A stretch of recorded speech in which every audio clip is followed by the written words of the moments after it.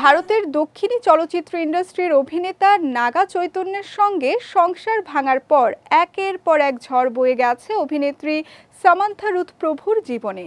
বিচ্ছেদের পর অভিনেত্রী প্রকাশ্যে জানিয়েছিলেন তার মনের দরজা চিরতরে বন্ধ করে দিয়েছেন, সেখানে আর কারো জায়গা নেই। কিন্তু প্রেম কি কখনো বলে কয়ে আসে?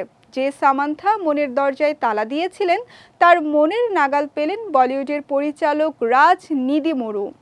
৯ মে সামান্থার প্রযোজনায় প্রথম সিনেমা শুভম মুক্তি পেতে যাচ্ছে। তার আগে তিরুপতি বালাজির মন্দিরে পূজা দিতে গিয়েছিলেন অভিনেত্রী, সঙ্গে ছিলেন তার চর্চিত প্রেমিকও। নেটিজেনদের দাবি, নাগার সঙ্গে বিয়ে বিচ্ছেদের পর নাকি রাজনীতিমরুর সঙ্গে সম্পর্কে জড়িয়ে পড়েছেন সামান্থা, তাই রাজের সঙ্গে পরপর কাজ করছেন তিনি।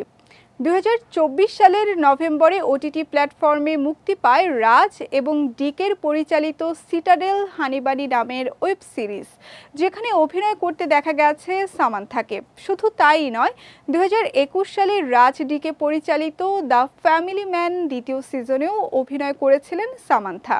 সম্প্রতি পিকাবল চ্যাম্পিয়নশিপের অনুষ্ঠানে রাজের সঙ্গে আসেন সামান্থা। এবার দুজনকে একসঙ্গে মন্দিরে দেখে নেটিজেনদের একাংশের দাবি তাদের বিয়ে হয়ে গেছে। কেউ কেউ লিখছেন, বিয়ের আগে আশীর্বাদ নিতেই রাজকে নিয়ে মন্দিরে গিয়েছেন অভিনেত্রী, যদিও সামান্থা এই প্রসঙ্গে কোনো মন্তব্য করেননি।